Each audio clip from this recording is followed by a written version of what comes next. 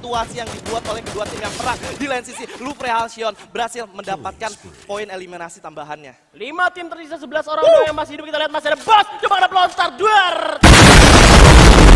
Terima kasih Ravalda, dan game pertama sudah dimulai di mana pesawat bergerak dari arah shipyard menuju ke factory. Udah ada 4 tim yang bakal langsung turun secara bersamaan, di mana Boom bakal turun di shipyard yang udah nggak ditempatin oleh RRQ. Ini pembacaan yang menurut gue cukup baik, sementara XCN bakal tetap pulang ke rumahnya dan Boss Esport bakal coba bergerak ke Katulisiwa terlebih dahulu sebelum mungkin bergerak ke observatory. Yes, tapi dari seluruh tim yang ada di sini, gue mau notice Star 8 apakah mereka masih mau turun di Sentosa seperti biasa. Yap.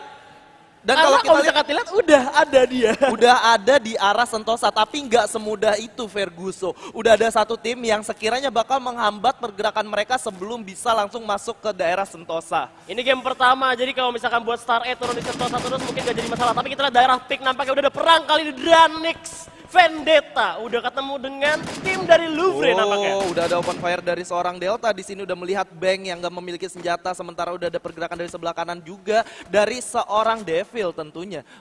Ya, tapi kalau bisa kita lihat di bawah juga udah ada tim yang lain. Ini bisa jadi third party dan pembagiannya Dranix bisa ngenyergap Black dan juga ada Bang di sana. Ada Black dan juga Bang. Sementara dari tim Dranix sendiri harusnya mereka lebih banyak lootingan karena mereka berhasil mendapatkan 2 drop point yang cukup berbeda. Di lain sisi ada Ether Absol yang berhasil mendapatkan Dranix Everyday walaupun belum dieliminasi dan berhasil mendapatkan first blood. Di lain sisi di follow up oleh Cikio juga yang berhasil mendapatkan Absol. Masih pagi berbenturan ternyata Dranix dan juga Eternal Tennis kali ini, tapi kita bakal balik lagi ke Peak di mana Dranix Vendetta juga mau perang bersama tim Lufre di mana Devil udah beri damage dan cukup kritis dari, tapi kita masih bisa bersembunyi satu orang.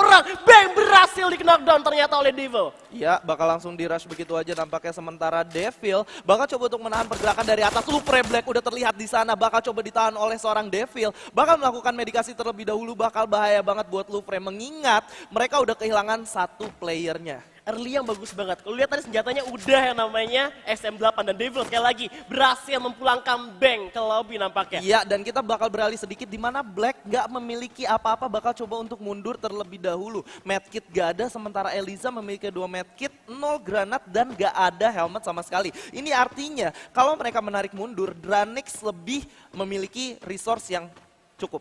Dan keputusan yang bagus banget dari tim Lufre. Karena kalau misalnya kita lihat, dari resource-nya memang kurang banget. Dan dia udah kehilangan 1 pemain, ini baru game pertama. Kalau misalkan mereka ini kayak ngorbanin game pertama, mereka harus tusun tuh banget sayang banget. Karena nggak bisa kebaca lagi, karena cuma 6 game doang. Lu tuh nggak banyak kesempatan kali ini. Nggak banyak kesempatan ya.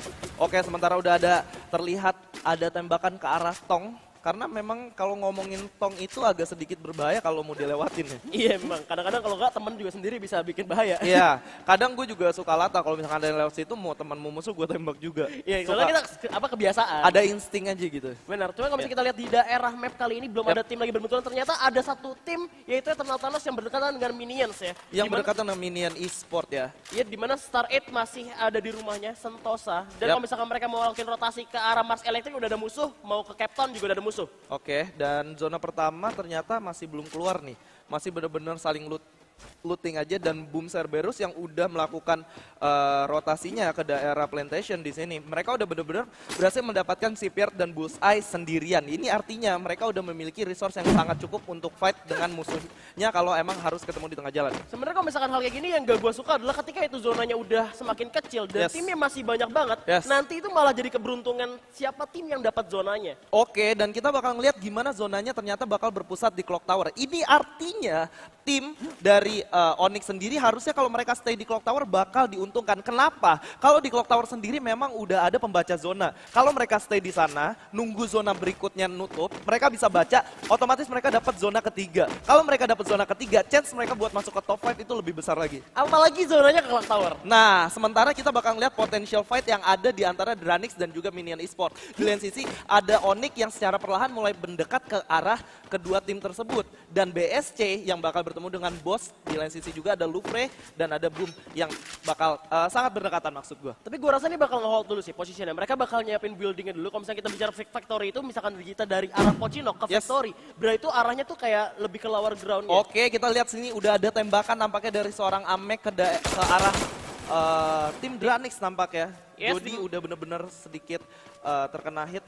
Bener, dan kalau misalnya masih coba di scoop aja, seorang Muharto masih memanfaatkan patahan, tapi kita lihat juga dari tim Onyx yang nggak mau mundur langsung menghajar Muharto, setengah darah udah hilang, dan Jodipan juga masih belum bisa berlindung kali ini. Itu gue sangat sedikit menyayangkan keputusan Dranix Muharto tadi ketika dia udah megang glue wall dan gak dipasang. Menurut gue sedikit kurang respect dengan musuhnya. Ketika lu udah terkena hit, alangkah baiknya lu pasang glue wall dulu gitu sebelum lu nunggu kena tembak atau apapun itulah. Bener, karena kayak satu match kita itu kayak berarti banget. Berarti apalagi banget. Dan lu bisa lihat di sini, mereka nggak milikin apa-apa. Helm nggak ada, grenade nggak ada, even medkit pun nol. Sekarang mereka kalau ada di posisi kayak gini, mereka kontes dengan siapapun bakal agak sedikit susah. Kecuali mereka memutuskan untuk langsung hajar satu musuh yang lagi defense di compound dan ngerebut semua resource yang mereka milikin. Ya kalau misalnya kayak gini caranya, ini udah banyak banget tim yang pastinya hold position, mainnya pasti placement point juga. Kemanapun mereka lari, mereka bakal ketemu sama musuh. Apalagi drop point mereka tadi di Mars Electric dengan resource yang seadanya aja. Yes. Dan kalau misalnya kita lihat, udah bakal ketemu sama Minions Esports. Ya ini yang gue bilang, kalau emang Dranix mau coba untuk lanjut ke fase late game, gak ada salahnya mereka untuk kontes sekarang dan udah kelihatan di depan ada tembakan dari seorang ABG di sana. Bakal coba untuk melakukan scouting terlebih dahulu, udah memberi info ke temannya bahwa ada dua orang di sebelah kanan dan Dranix memilih untuk bermain defensif juga. Ini artinya Dranix bakal kesulitan untuk masuk ke fase late game, mengingat menurut gue sendiri mereka nggak memiliki AR yang cukup dan medikasi atau medkit yang cukup. Gue rasa di sini mereka harus hold aja antara masuk ke dalam rumah atau mereka langsung back off aja, karena dari minion sendiri gak bakal masuk. Gue rasa kalau misalnya ke dalam rumah ya, lu fightnya bakal dari atas tangga ya kan. Iya, betul. Itu bisa dirugiin sama Minions Esports. Jadi ini back off aja untuk Dranix, dan kemanapun mereka lari gue rasa bakal ketemu sama musuh lagi. Iya, karena mengingat dari beberapa match ke belakang, dari playoff sampai ke play-in sampai di qualifier sendiri, kemanapun bakal ketemu musuh, mengingat ada 45 yang alive bro. Itu dia seperti yang lu bilang tadi, seperti yang lu prediksi juga. Memang tempo permainannya bakal kalem banget. Betul. Bakal kayak mungkin di zona ketiga tuh masih ada banyak banget. Iya, ya kan? dan buat Survivor gue mau ingetin bahwa custom room yang kita pakai ini nggak ada gun statnya ya, nggak ada gun skinnya. Jadi bener-bener nggak ngaruh apa-apa. Ini cuman visual aja yang kalian lihat. Tapi Ledda berhasil ter-knockdown oleh seorang Gary dengan XM8 ya, bakal langsung dieliminasi begitu aja. Gary bermain dengan sangat efektif dan memiliki fast level 4. Star 8 udah mulai bergerak dan bermain lebih agresif dan melakukan rotasi yang cukup cepat juga dan menggunakan mobilnya tentunya. Iya, dengan menguasai Sentosa seutuhnya, resource dari Stargate bener-bener lengkap banget. Dia dapat satu orang dari Eternal Thanos dan satu orang lagi Rahmat. Ya nggak usah ngapa-ngapain, udah diem aja di sana karena masih ada zona juga.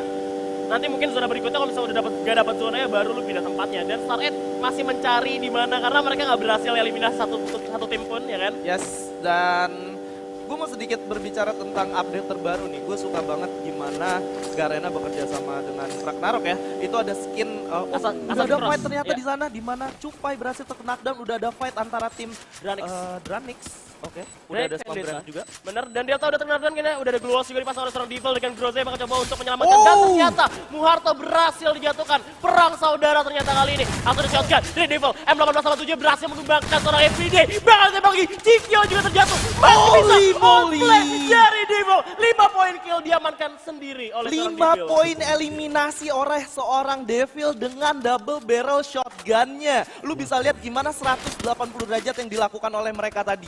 Oke, di lain sisi bakal ada fight antara tim Boss dan juga tim Onyx nampaknya.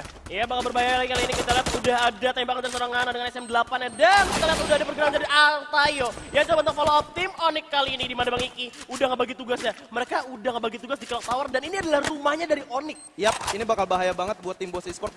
Karena memang Onyx di sini udah bener-bener hafal tentang ininya ya.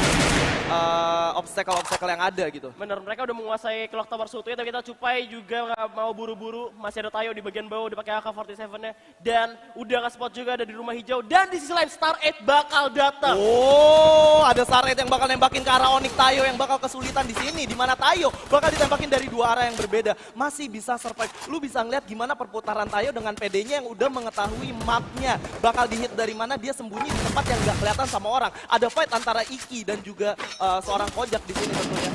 Ya, bakal coba tapping lagi di mana Kojak udah menipis dari belakang dan udah menyiapkan shotgun dan masih bisa selamat. Ternyata dari belakang terkena tembakan. Harus terlalu seorang Amek nampaknya kali bakal di commit shot karena udah ada Starnya juga datang. Bakal dikuasai tempat dari tim Boss Esports. Sama Iki dibalikin oleh seorang Aimfoy. Ya, Tayo juga udah kena down. Dua orang. Di mana Amek tersisa sama Lau berdua. Udah sangat sekarat. Bakal langsung di spam granat begitu aja. Aimfoy bakal melakukan medikasi terlebih dahulu tapi nggak bakal tinggal diam. Di mana Star 8 udah mendengar ada bau peperangan. Mereka bakal langsung masuk sekarang ke dalam karena timingnya udah nggak bisa ditahan lagi. Bener, dari Starlight juga bakal setup kayaknya kayak ini. Karena tim Onyx juga masih bertahan, tinggal satu orang yaitu seorang Lau. Tapi Starlight yang nggak mau kalah, nggak mau kehilangan kesempatan yang ada kali udah ini. kelihatan.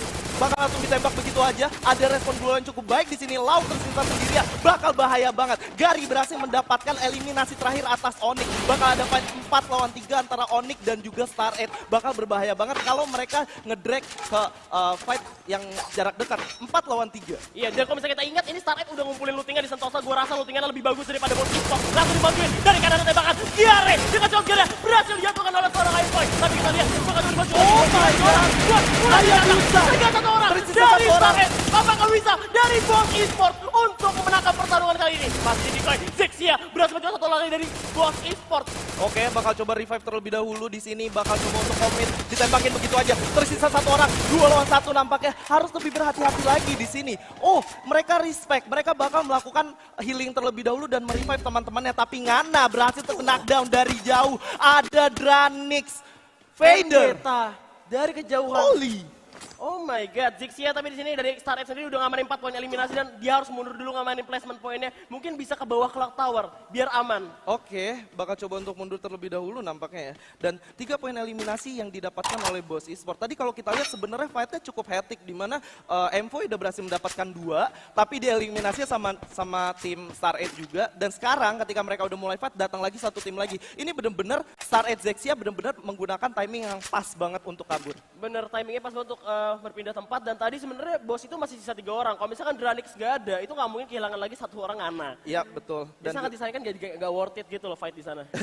Kayak cepet banget ngilangnya gitu ya. Yes. Dan ini ada UAV udah kelihatan ada 3 tim. Pas banget lewatnya teng, langsung ada 3 tim kelihatan titiknya. Ini bisa ngelabuin musuh juga kalau misalnya gue bilang. Karena UAV cuma lewat sejenak doang, itu kalau misalkan dia habis lewat, dia langsung naik, itu bisa jadi surprise. Ah, oke.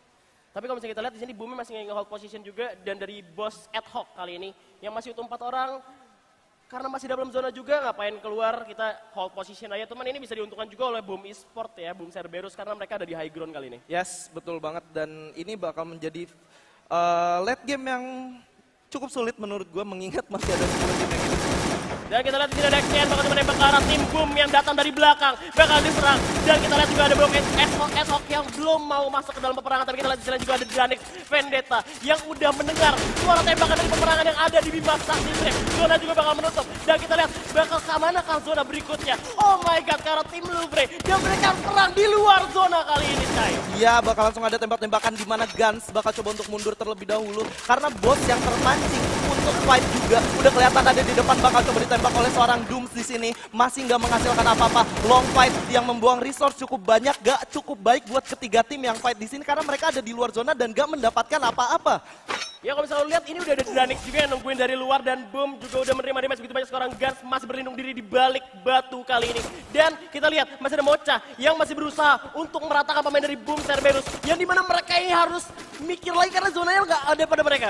Ya lu bisa lihat gimana Guns mencoba menahan pergerakan XCN 4 orang biar Why Not bisa masuk ke dalam zona atau seenggaknya dapat posisi yang lebih enak. Ini gara-gara No Gun Skin Stats perangnya jadi alot banget karena damage dari long range juga nggak seberapa. Betul. Dan juga lu kalau misalnya jarak dekat butuh banget 1887 cuma ada 2 peluru doang. Cuman ada 2 peluru doang. Ini bakal bahaya banget sementara kalau lu lihat di sini Chogan hanya memiliki medkit 3. Kalau ini long fight, zona bergerak bakal susah banget ketika mereka mau coba masuk ke zona dihalangin musuh dan gak memiliki medkit yang cukup. Yes, tapi kita lihat di sisi lain juga ada ad hoc yang ngalangin posisi dari Boom Cerberus yang terjepit oleh 2 tim sekaligus menjadi roti si daging nampaknya kali ini pas ada Guns berhasil ditangkap oleh pemain dari Boss ad hoc di mana kita lihat Chogan juga berhasil mendapatkan Guns dijepit dari 2 sisi sekaligus, Bos. Dijepit dari 2 sisi sekaligus dan kita bakal beralih sedikit di mana Chogan bakal coba memimpin teman-temannya untuk menghajar Why Not yang tersisa sendiri. Bakal sulit banget ditembak dari daerah atas udah sangat sekarat, gak bisa berbuat banyak. Boom Cerberus harus dipulangkan di posisi ke-10. 26 orang tersisa dan masih ada 9 tim yang hidup. Ini rame banget, bosku. Iya, ini kanan kiri tadi memang dari Boom Cerberus gak bisa kemana-mana, tapi kalau misalnya kita lihat sekarang udah ada Dranix Vendetta juga yang udah ngamanin zona berikutnya. Dimana kalau misalnya kita lihat ada pergerakan dari Boss ad hoc ataupun XCN itu bakal terhalang dengan adanya Dranix Vendetta. Dan itu keuntungan mereka, misalkan mereka bisa ngamanin placement point dan juga poin eliminasi yang banyak banget banget dari kesempatan ini. Ya, di lane sisi ada dari sebelah kanan dan kiri. Bos Adhoc udah bakal dihajar dari dua sisi yang berbeda. Asmi bakal ditembak dari depan belakang, gak bisa berbuat banyak. Langsung ditembakin, tapi Farhan udah berhasil mendapatkan gua kena down-nya. Bakal langsung ditembakin begitu aja. 4 lawan 1, bakal sulit banget, gak bisa berbuat banyak. Walaupun menggunakan fast level 4, medkit yang tersisa hanya 3. Gak memiliki helmet sama sekali. Akan meninggalkan Asmi dan juga I'm Sky, tapi kita lihat dari sisi kanan juga ada BSC yang will join to fight kali ini. Berhasil menjepit XCN dari sisi yang lainnya. Dom, bakal dapat dihajar. Dan XCN berhasil eliminasi oleh Bos Esports Adhoc. Itu benar-benar udah disekaratin banget, tapi dia bakal mencoba berusaha melakukan healing terhadap teman-temannya. Ini bakal sulit banget, dan ya menurut gua keputusan yang kurang pas juga, karena memangnya sulit juga. Iya, memang udah dijepit Dranix banget. nyayur, bos. Dranix nyayur, gue udah bilang ini posisinya enak banget. Mereka dapat di pinggir zona, udah dapat. Dan sekarang Eternal Tennis juga Trisha Rahmat yang masih menjadi lone survivor, the last man standing from Eternal Tennis. Dan ini kita lihat di sebelah kanan masih ada tim yang alive dan sisanya udah tereliminasi. Bener. Dan ini masih kurang tepat ya. Oh iya, ada sedikit 7 soalnya kesalahan juga. Ya, betul banget. Dan BSC Hero lagi-lagi berhasil mendapatkan Dranix Devil. Ada tembakan juga di sana, cukup sakit, respon gua yang cukup bagus dari seorang Bagas. Ada fight di depan lagi. Mas Anang udah ditembakin, Bagas udah knockdown di mana mau berhasil mendapatkan satu knockdown-nya, tapi Rahmat yang tersisa sendiri di sini bakal coba untuk memanfaatkan situasi yang dibuat oleh kedua tim yang perang. Di lain sisi, Lufre Halcyon berhasil mendapatkan poin eliminasi tambahannya. 5 tim tersisa 11 orang doang yang masih hidup. Kita lihat masih ada Bos, cuma kena pelontar, duar. Cuma kena setengah darah doang, masih dilemar lagi oleh seorang Alcyon dengan pelontarnya. Ya, udah ditutup, ternyata respect yang cukup baik dari seorang Cupai dan juga Envoy tentunya. Halcyon harusnya tadi kalau emang dia info 2 orang udah hit, mereka punya menang jumlah 3 orang bisa langsung hajar ke daerah Cupai ataupun Envoy. Itu bakal sulit banget ketika udah tahu musuhnya hit, dihajar oleh 3 orang sekaligus walaupun tersisa 2 orang gitu. Iya, karena mereka juga punya pelontar sebenarnya. Tadi udah bisa sekarang, kalau misalkan mereka pede banget itu bisa banget. Tapi kita lihat di sisi yang lain, ada Dranix Vendetta berhasil kayaknya nyayur lagi di pinggir zona. Cuman kalau misalnya kita lihat zonanya, ini gak enak banget, Bos. Ada di tengah-tengah sungai dong, kali itu nggak tuh? Ini bakal susah banget ditembakin dari depan. Ini bener-bener bakal ini banget sih. Dranix, Vader, dan kawan-kawan bakal bener-bener nyayur. Dan masuk ke top 3. Lufre dengan 1 poin eliminasinya masuk ke top 3. Ini udah menjadi langkah awal yang cukup baik harusnya. Yes, tapi kita lihat Bos Esports masih menjadi incaran pemain dari Lufre. Udah terkena zona, harus digigit oleh zona. Udah ada gloss yang dibuka oleh seorang Aimfoy tentunya. Dimana tinggal sendirian, pelontar dibuka lagi. Masih gloss yang responsif, bahkan coba berlari dan ternyata berhasil dieliminasi oleh tim Lufre. Tinggal 2 tim Sky. Iya, bakal langsung dihajar begitu aja, di mana Elysia bakal coba untuk langsung masuk menggunakan M79-nya. Delta berhasil mendapatkan 2 poin eliminasi terakhirnya dengan 1 peluru aja. Oh my god, Dranix Vendetta. Seperti yang lu predik, Yes. Dranix bener-bener kuat bermain di offline. Offline nih suka ada surprise dari Dranix yang Wow. mereka tuh mentalnya tuh emang udah kuat banget buat di offline. Iya. Poin eliminasinya banyak, dapat buaya juga, bekal yang